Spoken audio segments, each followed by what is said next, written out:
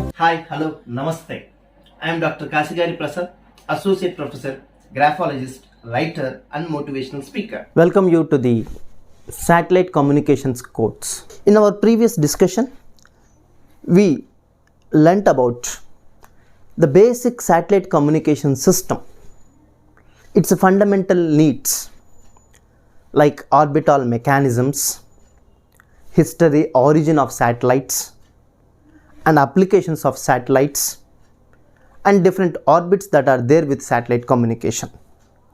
Later, in the previous classes, we studied on satellite subsystems such as telemetry, tracking, command and monitoring system, AOC, altitude orbit control system.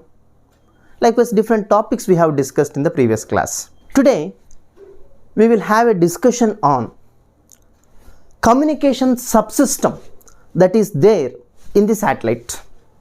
So, a satellite has different components specifically in order to communicate information from the space segment to the ground segment, from the satellite to the earth station.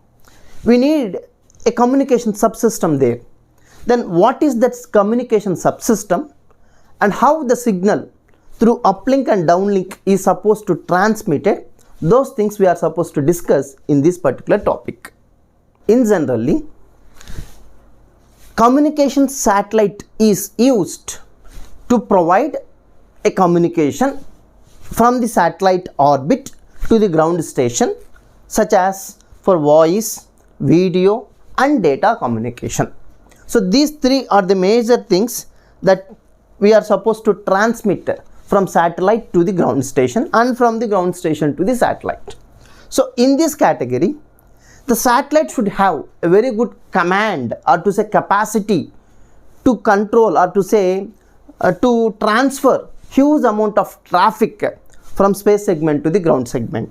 So here there are many components that support a satellite communication system, satellite's communication system, in order to provide effective communication.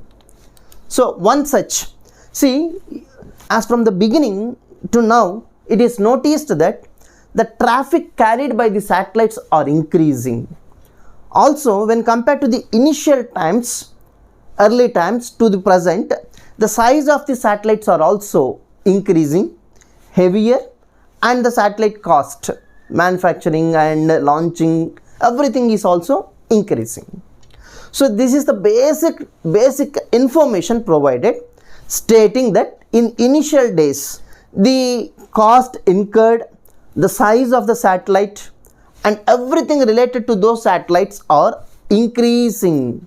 That is a simple observation that we just noticed from this diagram. For Intelsat 1, Intelsat 2, Intelsat 3, Intelsat 4, Intelsat 4A, Intelsat 5 and Intelsat 6. These are the series of satellites at initial times, at earlier times. In those days, the size of the satellite, the weight of the satellite and the traffic incurred by the satellite, the cost of the satellite, everything has predominantly increased. It is the observation that has taken. Later, the very important thing is to design the satellite such that its traffic should increase. That means maximize the trafficking capacity of a satellite.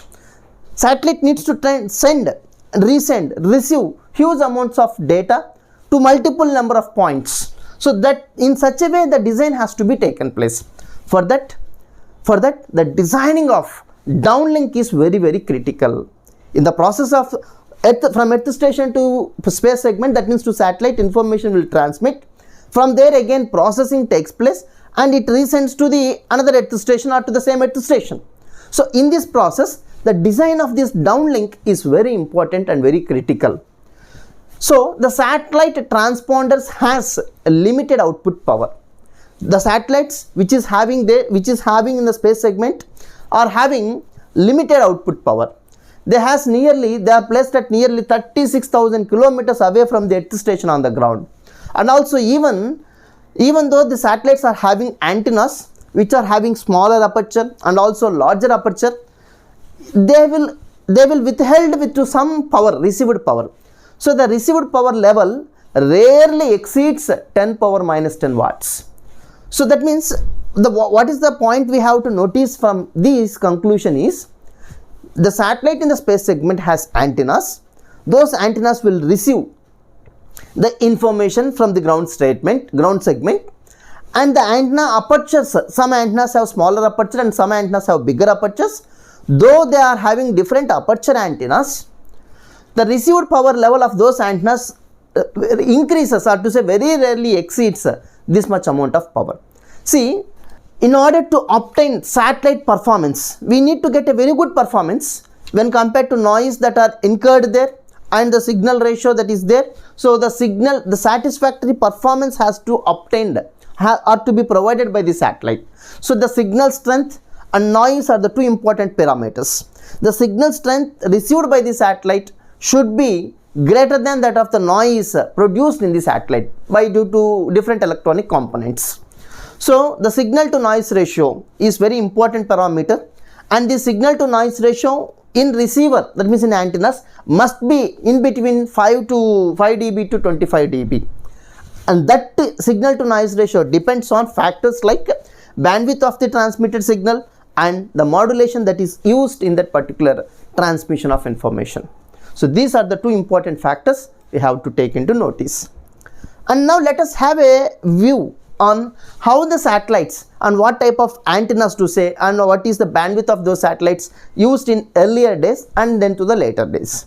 In earlier communication system, that means in satellite communication system, the power is limited. The power utilized and the power is limited here. The transponder's bandwidth in earlier satellite communication systems are about 250 or 500 megahertz, and they are used with low gain antennas only, not high gain antennas are implemented in earlier days in satellites. The transmitter output power is about 1 to 2 watts only. These were the specifications or the information that is related to earlier satellite. Later, the earth station could not receive, since the antennas are not of high gain antennas, the earth station could not receive the signal with an adequate strength. Therefore, there will be some deviations in signal to noise ratios. Therefore, in earlier days, the satellite communication system is limited.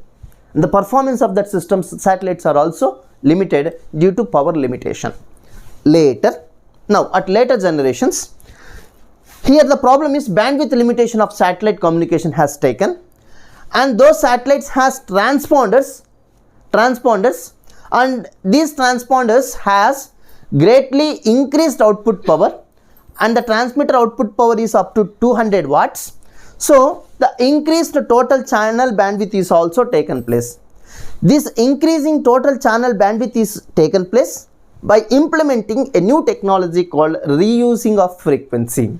So when we compare between the earlier communication system, satellite communication, to the later communication system, the bandwidth utilization has little increased, and see, the number of channels incurred is also increased by implementing one type of technique called frequency reuse technique. This is the observable point. Then some techniques that are employed here in frequency reuse are, we find two different types of techniques for frequency reuse. One is spatial frequency reuse and next one is polarization reuse. In spatial frequency reuse, multiple number of directional antenna beams at the same frequency is used. So multiple number of directional beam antennas, so very directionally beam signal will be increased. So directional beam antenna naturally finds high directivity, so directivity gain increased. And next one is the polarization reuse technique. In this, orthogonal polarization at same frequency is taken place. So orthogonal 90 degrees polarization will take place by using this polarization reuse technique. So by implementing spatial frequency reuse technique and polarization reuse technique, the previous one, the performance of the system, that is satellite communication system, has increased. And later, for GEO satellites have achieved an effective bandwidth of 2250 megahertz within a 500 megahertz bandwidth. in a 500 megahertz band at the frequency range of 6 by 4 gigahertz, 6 gigahertz uplink and 4 gigahertz downlink by using the spatial frequency and polarization frequency reuse techniques. So now the performance of that particular system has increased. Now let us see. For larger geostationary Earth orbit satellites with frequency that are implemented for 6 by 4 gigahertz, 14 by 11 gigahertz, and even sometimes it is implemented for 30 by 20 gigahertz also. For those, the satellite frequency is not at all free. It is packed with so many limitations. So at the time, one organization, Federal Communications Commission is an organization. They have declared that there is one more frequency, that is 30 by 20 gigahertz frequencies. See, all the frequency bands at 6 by 4 and 14 by 11 are completely packed with high traffic. That means many satellites are there in that particular bands. Therefore, to say clearly, you should provide an at least 2 degrees separation between the satellites in initial days, which has been implemented at an orbit of 6 by 4 gigahertz and 14 by 11 gigahertz of frequency bands. So another type of system to say, for Ku band 14 by 11 gigahertz, for Ka band 30 by 20 gigahertz, and for C band 6 by 4 gigahertz. So these Ku and Ka bands have narrow antenna beams, better control of coverage patterns than satellites that are using at 6 by 4 gigahertz. So narrow antenna beams, very directive antenna beams, that is implemented for 14 by 11 and 30 by 20 gigahertz. But the problem here is, if we use 6 by 4 gigahertz uplink and downlink and 14 by 11 gigahertz, it's okay for providing communication. But when we go for higher frequencies, let us say these 6 by 4 and 14 by 11 are completely packed with many geostationary Earth orbit satellites. So many satellites has been packed there, and our frequency for satellite communication is limited. So it finds little difficult to inculcate some more satellites into that orbit. So due to that reason, they have looked for an alternative band, that is 30 by 20 gigahertz of uplink downlink frequency link. But the problem here is, as the frequency increases during the time of rains in atmosphere, attenuation increases 4 times than that of free space at 30 by 20 gigahertz. So it finds it difficult, and it is not appropriate to use higher frequencies to transmit signals, and now that problem, that is interferences, attenuation will increases as the frequency increases. Now this is just a simple description of how the communication system, sub-satellite communication system is there in the satellite. That means for an uplink and downlink, different frequencies are used, like 6 by 4, 14 by 11 and 30 by 20 gigahertz of frequencies. And you find different antennas, narrow beam antennas, directive antennas, and large aperture and small aperture antennas are there. And right from initial days to later stages, there is little improvement in the weight, the performance, and the cost of that particular satellites that are implemented in the initial days. This is the general description and the phenomena of the communication system, sub-satellite communication system. Now let us see, in the satellite you have different transponders, and how these transponders are functioning, and what is the performance, and how they are supposed to support themselves for establishing communication, satellite communication. Let's see. The signal, generally known as carriers, are transmitted from Earth station to satellite, and satellite receives those signals from 2 different antennas. One is spot beam antennas, and next one is zone beam antennas. Spot beam antenna, if we use in satellite, it receives the signal particularly from one particular spot or one particular location on the globe. Whereas for a zone beam antenna, it receives the signals for a particular area, for a particular zone to say, and that coverage will be improved. Likewise, 2 different antennas that are there in the transponders of that are there in the satellite will receive the information. Now the received signal is taken by let us imagine, from the Earth station, information is passed on to the satellite, and in the satellite, once the signal is received, that signal is first passed on to 2 LNAs, low noise amplifiers. Why we use these 2 low noise amplifiers receive the signal, and they are provided, and they recombine the data, they are recombined to provide redundancy.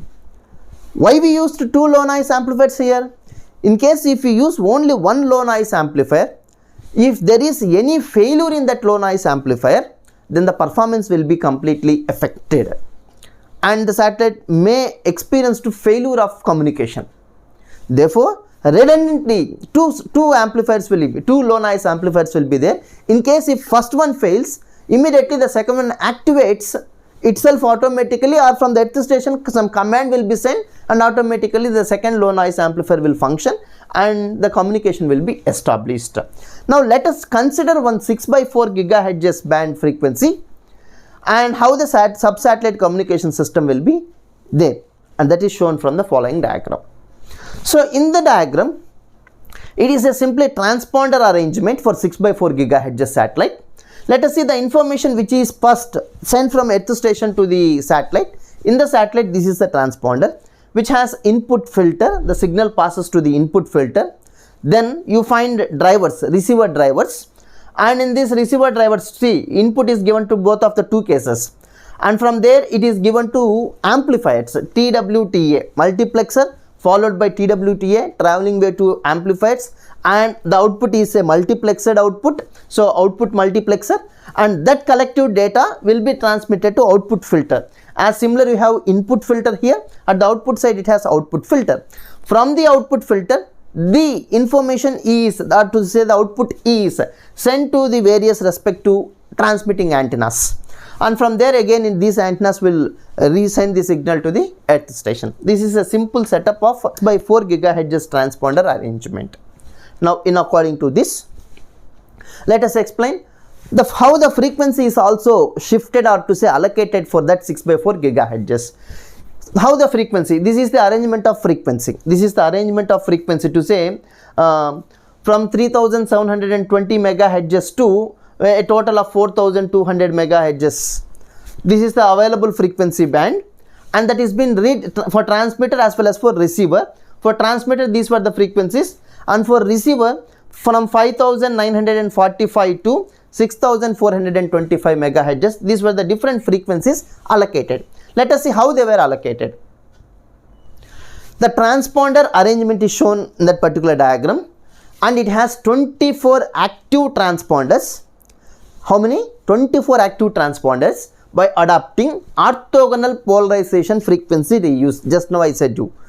They have implemented orthogonal frequency reuse technique and spatial reuse technique. Actually here we are using 24 active transponders for a total of 500 megahertz bandwidth, that is divided into different channels. How many channels means for a different channels of 36 megahertz band, each channel is operated by separate transponders. So a total of 500 megahertz bandwidth is splitted to different channels of 36 megahertz band. Now the central frequencies are separated by 40 megahertz of a God band, to say. See, this is 3720, this is 3760. There is a band of 40 megahertz, 20 to 60, 40 megahertz. Likewise, there from one channel to another channel there will be a separation of 40 megahertz. See, now let us discuss. This is a simple structure of 6x4 megahertz transponder, how it functions, input signal, as we have already discussed.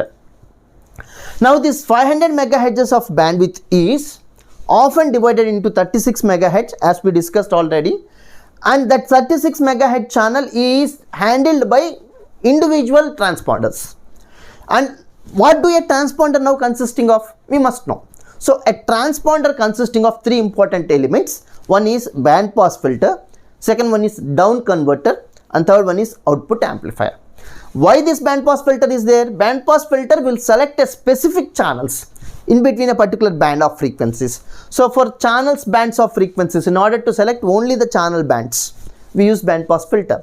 Then down converter, to change frequency from 6 gigahertz to 4 gigahertz. As we know, uplink is 6 gigahertz and it has to resend to the ground station with the downlink frequency, that is 4 gigahertz. Therefore we have down converter. And finally, the signal when it is resent to the ground station, it has to be amplified such that it can travel for longer distances with no noise input. Therefore output amplifier is also there. So in generally, a 12 to 44 active transponders are used by high capacity satellites. So total in general of 44 up to 44 active transponders are used. Now let us see, in the satellite a transponder is there, and first this transponder will receive the signal. So transponder gets the signal from earth station or from the receiving antenna, and then that received signal from the receiving antenna will be sent to the matrix, switching matrix, in order to switch for different receiving antennas or to say transmitting antennas.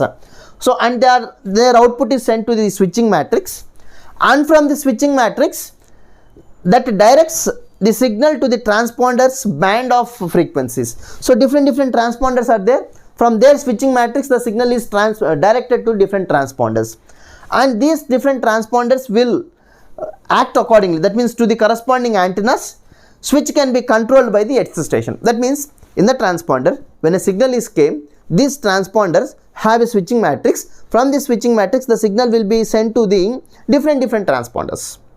That means to the antennas. From there it can be transmitted to the ground station. Now let me explain that in a concise manner. In early satellites such as Intelsat 1, Intelsat 2, and it is using 250 MHz bandwidth transponders initially. Later it is noticed that they have provided unsatisfactory, that means no satisfaction performance is obtained. Unsatisfactory performance is obtained. Why?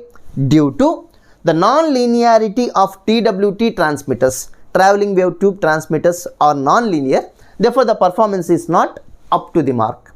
Later, with GEO satellites, which has used up to 44 transponders with 36, 54 or 72 MHz of bandwidth. Then due to these narrow bandwidth transponders are used. Why these narrow bandwidth transponders are used? In order to avoid intermodulation processes. So there will be having some problems, that means one frequency modulated, that means intermodulated with another frequency, creating a noise there, and that will be eliminated by specifically using 36, 54 or 72 MHz of bandwidth. Now one transponder for one earth station. If one to one is there, then no frequency overlapping will take place and there will be no loss of information. Now in generally a 624 GHz, in a 624 GHz scenario, it carries 24 active transponders with a guard band of 36 MHz and at a central frequency separated by 40 MHz. This is a general scenario. For that, let us now have with a total of 500 MHz of bandwidth.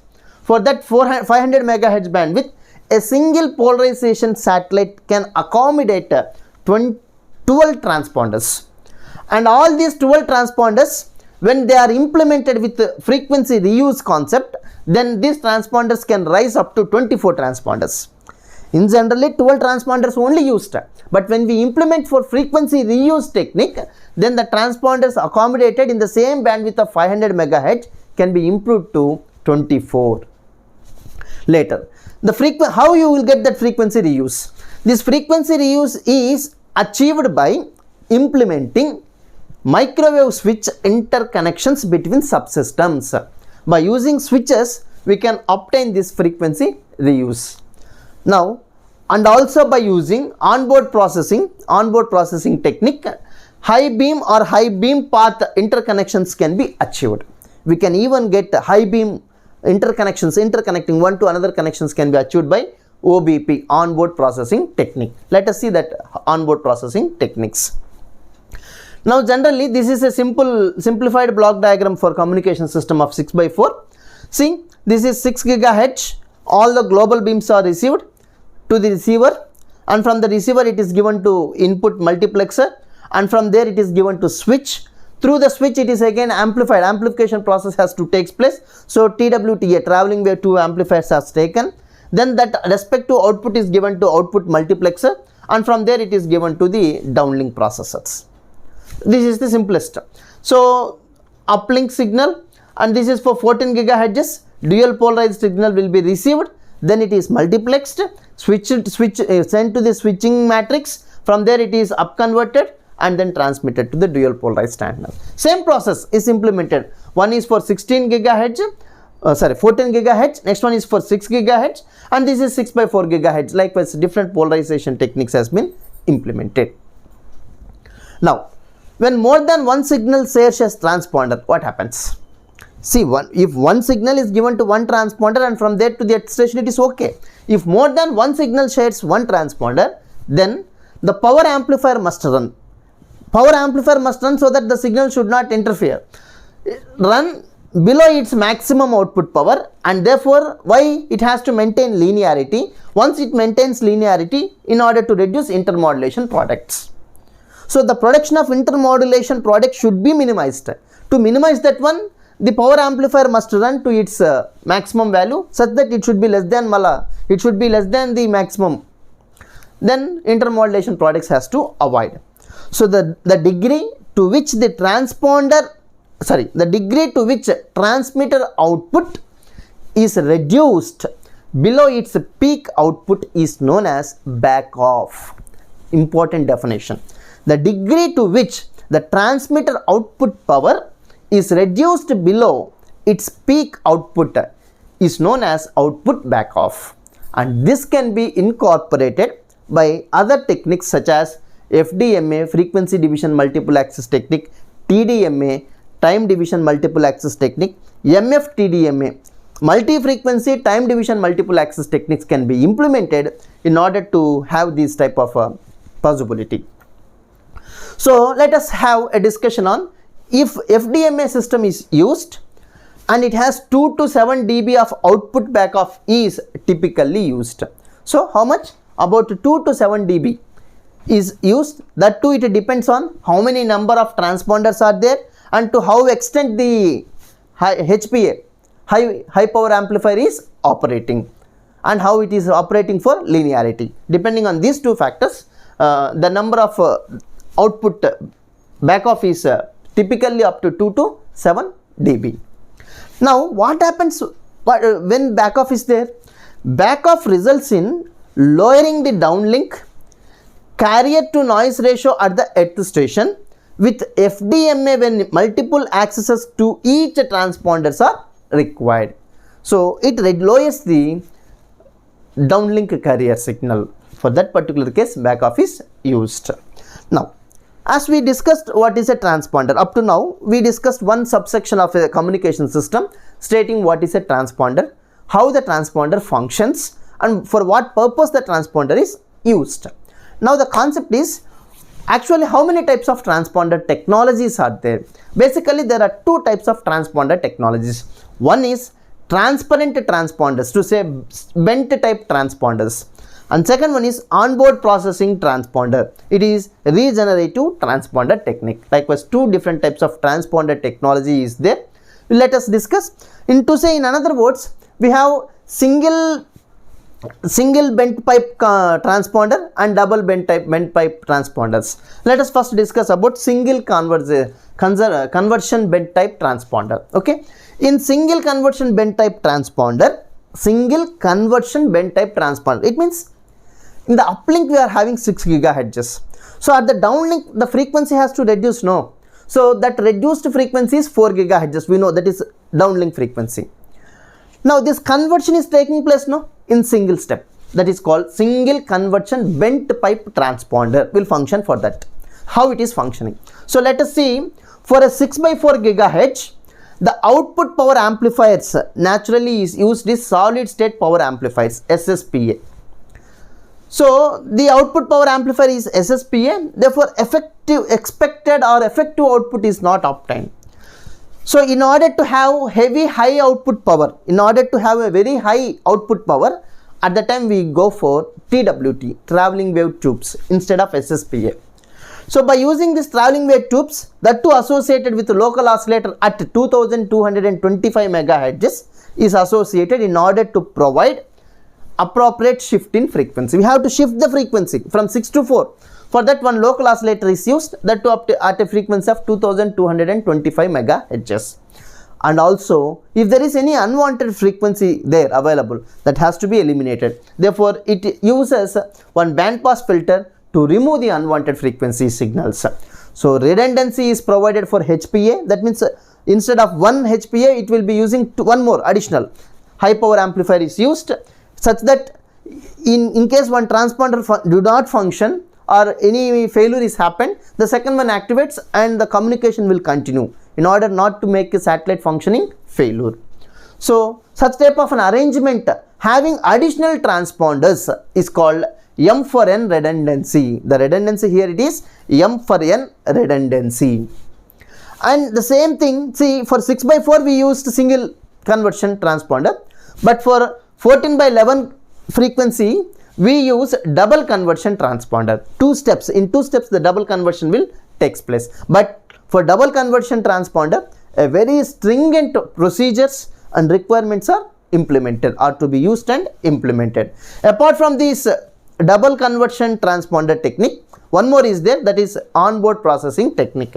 We will study this onboard processing technique with switched beam technology. So in association with OBP, we are also using switched beam technology here to have these conversions. So now let us see single conversion transponder block diagram. In this single conversion transponder, initially the uplink of signal of 6 GHz uplink signal from the antenna is received and then passed on to low noise amplifier. First low noise amplifier, then that signal is given to band pass filter in order to avoid the unwanted frequencies of 6 GHz. Then before it is going to implement for down conversion, at the down conversion stage we use local oscillator of frequency 2225 MHz local oscillator frequency is used. Now here down conversion takes place from 6 GHz to 4 GHz, and at the 4 GHz frequency again we use band pass filter again to remove the unwanted frequencies. Then the signal which is passed on as an output will be amplified by using low power amplifier 4 GHz, and then it is given to high power amplifier, then the signal will be boosted down to the ground station. This is how the single conversion will takes place. Similarly, same thing might happen for double conversion technique. In double conversion technique, the 14 GHz uplink antenna receives the signal applied to low noise amplifier, then to the band pass filter, to the down converter, but at here down converter it is using 13 GHz of local oscillator, and from 13 GHz of local oscillator 1 GHz frequency band pass filter is there, and 1 GHz intermediate frequency amplifier signal will be there, and it is passed on to 10 GHz local oscillator. Here up conversion will be there, and then for 1 GHz signal from to the 11 GHz amplifier, then passed on to the down conversion. So from 13 to 10, and again from 1 GHz amplification, finally the 11 GHz signal will be pushed down to the ground station. This is how it happens. Now here let me explain. Transponders for use in 14 to 11 GHz band normally uses double frequency conversion schemes. We know that it is easier to make filters, amplifiers and equalizers at intermediate frequency. So at 1100 MHz than 14 GHz. So we go for intermediate frequencies rather than higher frequencies. So the incoming 14 GHz carrier signal is translated to an intermediate frequency around 1 GHz. So it is now translated around 1 GHz, and then amplification again takes place. Amplification and filtering can be performed at 1 GHz, and relatively high level carrier signal is translated back to 11 GHz. That's what happened. See, from 14 to 1 GHz, and again one more GHz increased from 13, and it finally to 11 GHz will takes place.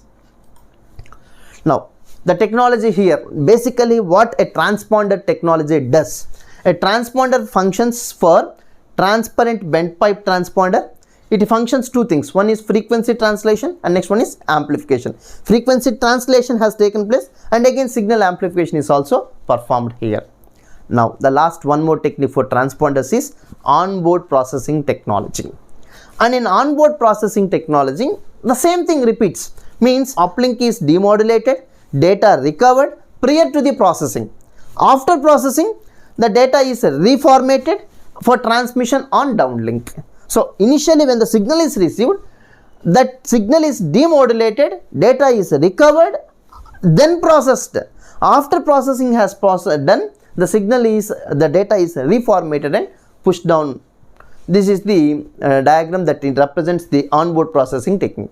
So multiple beam antennas, from multiple beam antennas, the signal will be received here in OBP, multiple signals are received, and that receiver will receive the signal, demodulates the signal, and during this process, as the information is coming from multiple ways, there may be some error. So that error correction will takes. Forward error correction will perform here with the help of a decoder.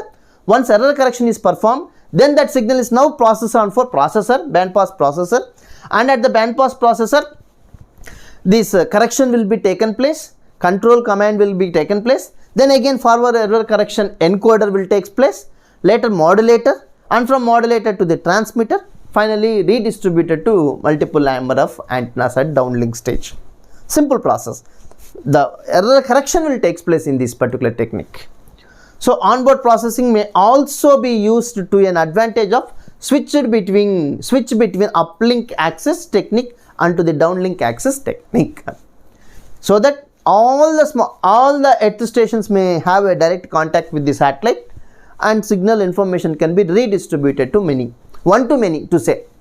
The processor can provide the data storage needed for a switch beam system and can also perform error correction. Yes, what we discussed, this processor will perform what it performs, switched beam system, it has a switched beam system and performs error correction also. So, and that error correction will be retransmitted to this one. So, this is the information that is related to communication subsystem in satellites. So, first we described what is the general environment of a communication subsatellite system. Then in-depthly we discussed about what is a transponder, how these transponder technologies are there, and how an OBP technique is implemented for providing effective uplink to downlink conversion by using communication system. That's all. Thank you very much. Thank you for watching.